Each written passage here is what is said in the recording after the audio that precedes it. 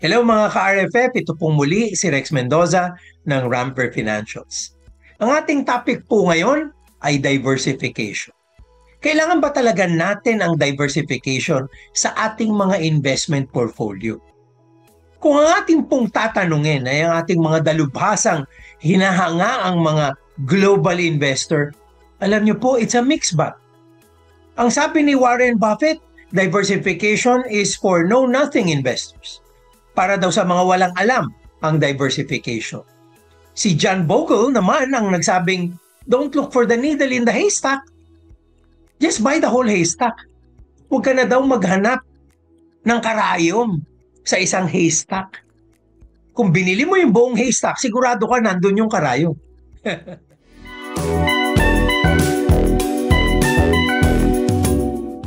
Isa pa, si Mark Cuban, anong sabi niya? Diversification is for idiots. Whereas si Fujio Mitarai, ang sabi naman, diversification and globalization are the keys to the future. Alam niyo, if you're going to be looking at the logic of why they say these things, they have their own reasons. Pero ako po, nilalagay ko ngayon ang idea ng diversification because of our situation. Alam niyo naman ang nangyari. After Trump got elected, medyo humina na naman ang galawan ng ating capital markets at marami na naman ang kinakabahan dahil puro pula na naman ang nakikita natin sa ating mga screens. Talaga bang kailangan nasa Pilipinas lang tayo? Or panahon na rin ba para tumingin tayo ng iba't ibang investment options sa ibang lugar sa mundo? Kitang-kita naman po natin nung na-elect si Trump, maraming mga fund manager at mga investor nagsialisan sa Pilipinas at sa mga emerging markets. Risk off, ika nga. Kung ang mangyayari sa 2025 at ang talagang mga magandang markets ay ang market sa ibang mga bansa at nasusundan pa ng tinatawag nating mga thematics kagaya ng computer and technology-driven moves like AI, di pa po, artificial intelligence, yan ang in-thing ngayon. Baka naman pag wala tayong taya sa mga yan, ay maiwan din tayo. So, pag-usapan po natin itong tinatawag na diversification.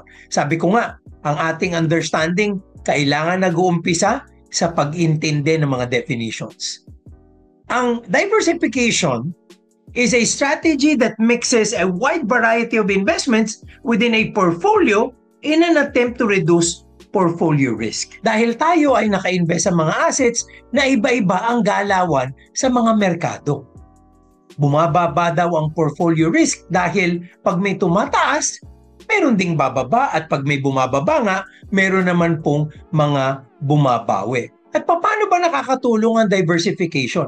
Ang kalidad daw ng isang diversification in a portfolio is most often measured by analyzing the correlation coefficient of pairs of assets. Kailangan daw ang mga investment natin or mga assets, kino-compare natin sa isa't isa.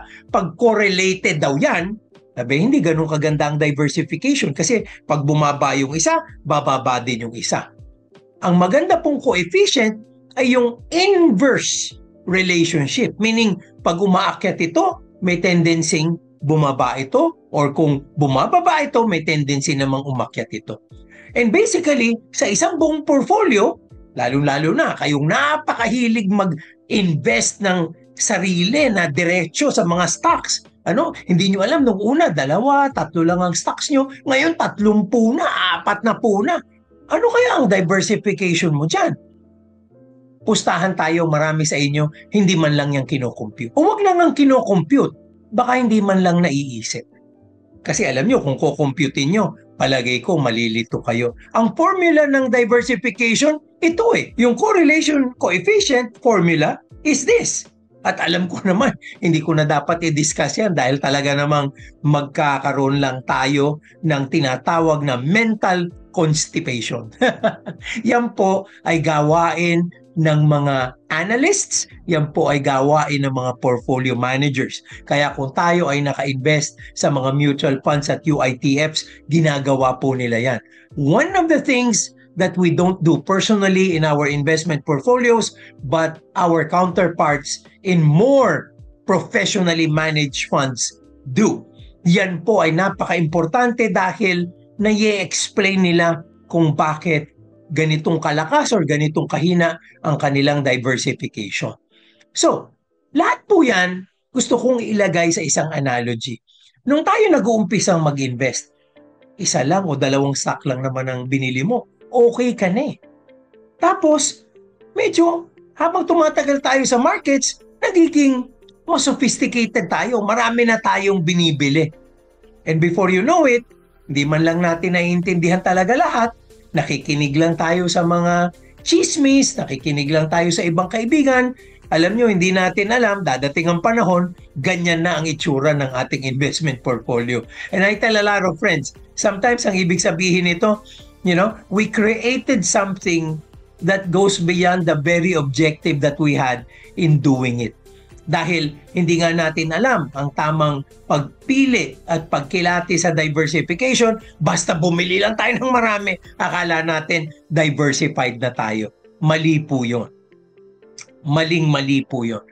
Diversification has to be done in a way that is logical and in a way that might not even be too technical. Pero meron pong tinatawag na tinutungtungang formula or understanding of why things are even being done. Ideal diversification have certain factors to consider. Siyempre, number one, yung knowledge and experience mo in asset management or investment. Tapos, gaano bang kalaki yung pera mo? Baka naman napakaliit lang ng investable funds mo. Huwag na nating masyadong gawing too sophisticated. Or, in a sense, lagi ko nga sinasabi, kung hindi naman ganun kalaki ang pera mo, baka naman maganda, ipahawak mo na sa iba na humahawak ng ganun kalaking pera, nakikibakas ka lang, so you get all the benefits of the formalities of fund management. Access to products and markets. Sabi nga natin, lahat tayo ngayon gusto mag-invest sa tech. Lahat tayo gusto mag-invest sa artificial intelligence. O wala namang kumpanya sa Pilipinas na may ganun, so paano ka mapapasali? So kailangan maghanap din tayo ng paraan where we can invest in other markets. Next, risk appetite. Ano ba talaga ang acceptable level of risk for all of us? And lastly, syempre age. Alam nyo naman, pag medyo matanda-tanda na tayo, it pays to dial down on risk. So, the lesser the risk, the better. Pag bata pa tayo, medyo mahaba ang runway, okay, pwede yan. Systematizing diversification has to be done through strategic asset allocation. Sabi ko nga po sa inyo, pwede naman talagang simplihan ito eh. And before we make it so sophisticated, yung baseline requirements nakuha natin ng advantages ng diversification, and then in the future, just in case we have the acumen, just in case we have the big base, then we can get into a higher level of sophistication. But let's not do it very, very early. So paano ba yung strategic asset allocation naman?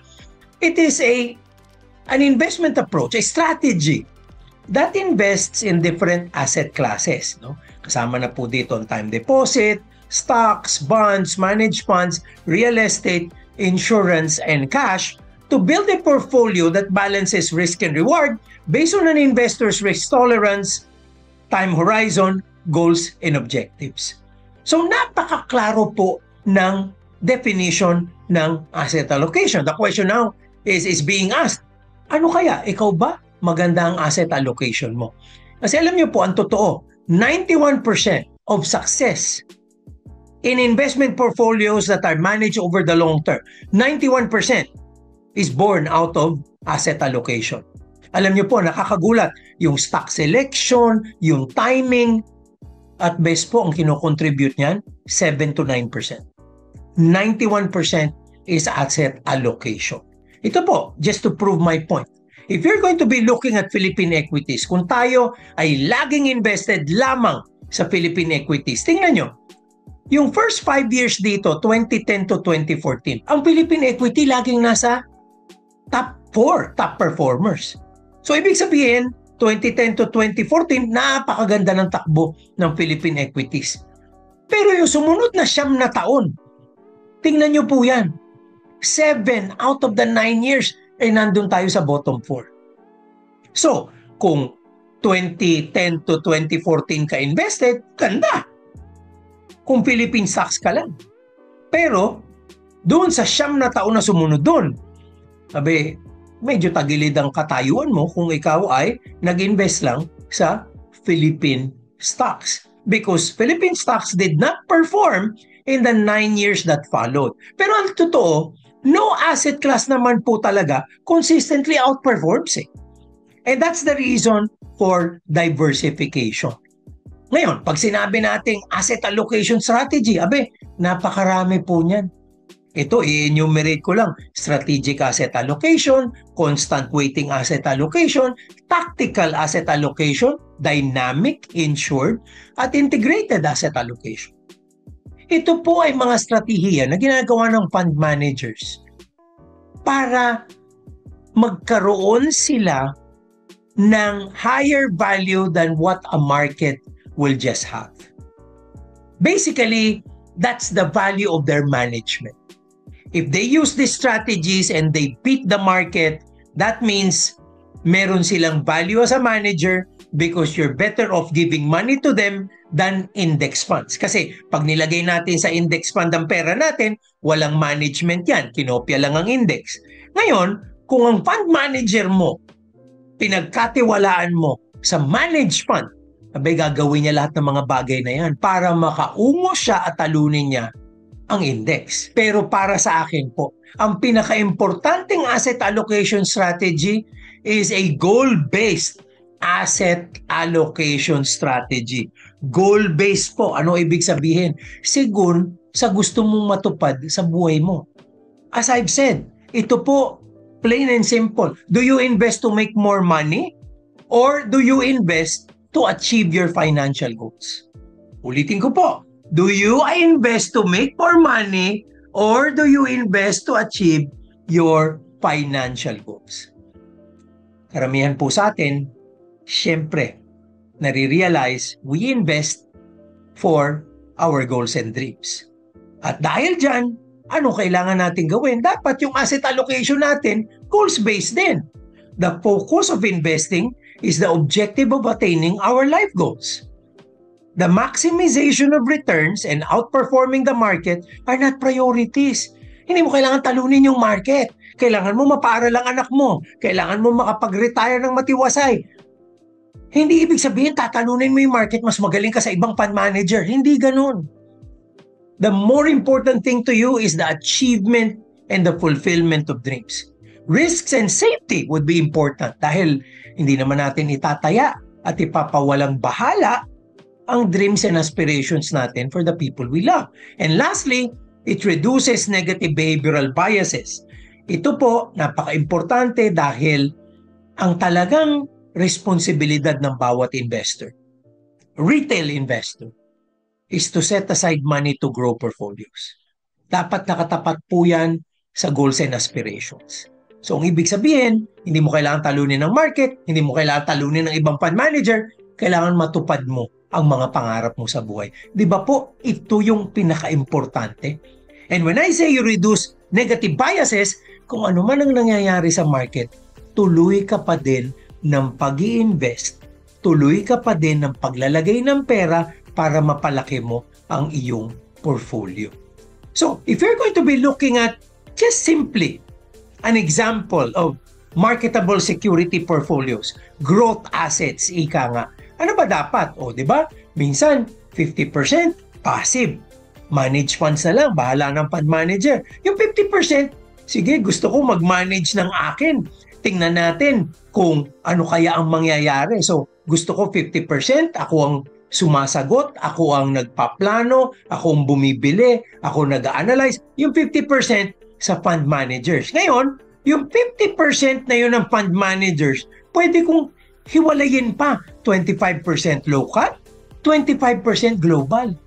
O di ba maganda yon? Kalahati global funds. So nakataya yung iba sa US, Europe, yan yung tinatawag na may tech, consumer feeder, mga ganun ba? Pero meron din tayo sa local. So ibig sabihin, kung ano man ang mangyari sa mundo, merong nakataya doon sa mas magiging magandang takbo ang ekonomiya. Now, yung local, Aba, paghihiwalayin ko pa yan. Meron akong index funds para hindi masyadong apektado ng risks or mismanagement ng mga fund manager, pero tatayaan ko din ang alpha ng mga fund manager, lalo na yung mga magagaling dyan.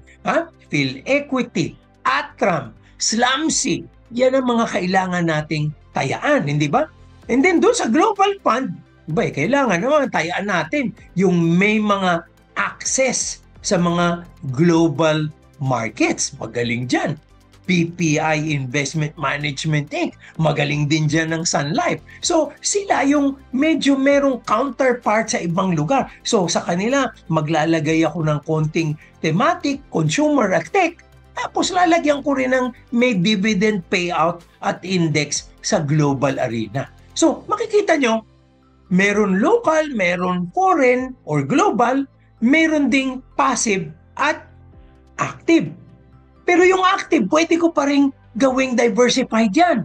Yung mga direct stocks ko, pwedeng index and blue chips, pwedeng second liners, mga 10% nga, second liners, ayan po yun, no? And then, yung stocks na medyo safe are REITs and dividend paying 20% din. So, 100% ng aking growth assets at marketable securities are all over the place, ika nga.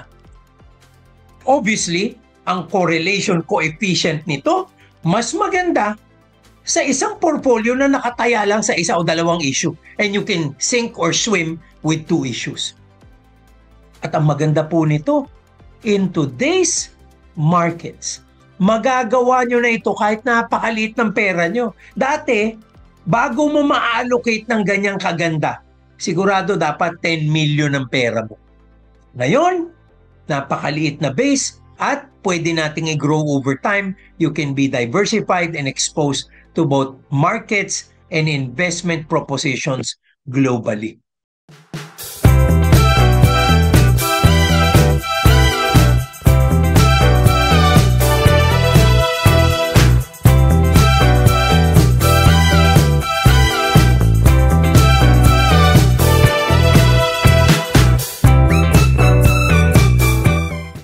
So, yan po. Sinasabi ko, marketable securities lang. But remember, isang component lang yan.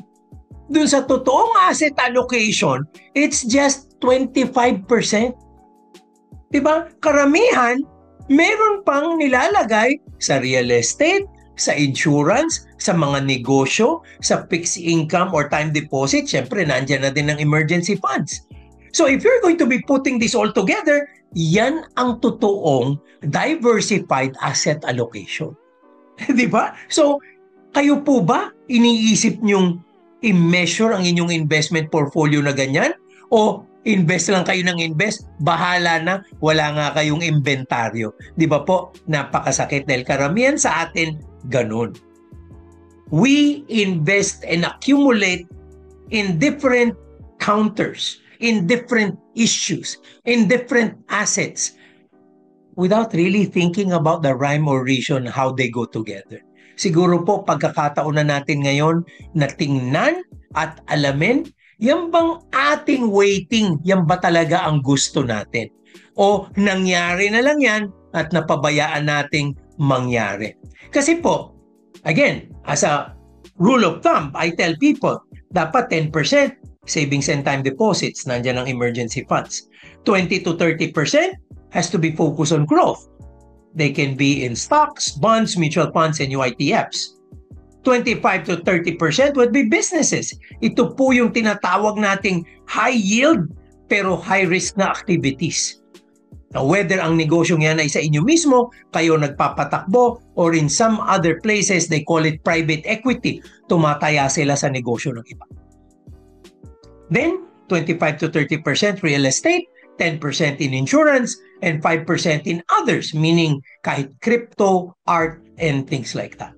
So, kung ito po ay rule of thumb, kanya-kanya po tayo ng diskarte dito. Everything will have to be based on our own specific financial position, our acumen, our risk appetite, and again, most importantly, the goals that we want to achieve and what we want to attain in our lives. But just to give you an idea, ito po ay sinasabi ko rule of thumb.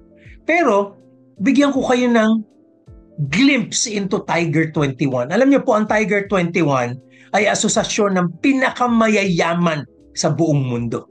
How the ultra high net worth will invest. Alam niyo, parang ganun eh. Parang parehong-pareho nung rule of thumb na sinabi ko kanina. Siyempre po, may tinatawag na averaging, may konting adjustments here and there. But basically, even the richest of the richest people, they are diversified, they have great asset allocation, and they have portfolios that will perform over time.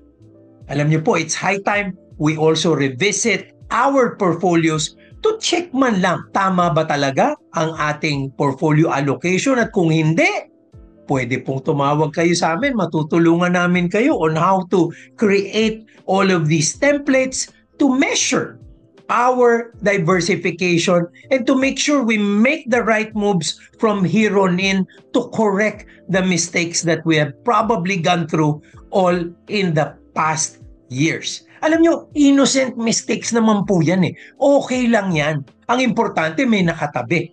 Karamihan nga po, wala, utang pa. So, importante sa atin, alam na natin, ginagawa na rin lang natin, gawin na natin ang tama, and let us create robust investment portfolios that will lead to the fulfillment of our financial dreams. In the end, diversification is a choice. Its effectivity will depend on the objectives and purpose you have for it. Alam niyo po, ang Ramper Financials, merong Ramper Online, merong mga independent financial advisors, business development officers that can help you no matter how comfortable or uncomfortable you are in discussing these things. We are in a situation where we can simplify or even take it to a more sophisticated discussion depending on your position.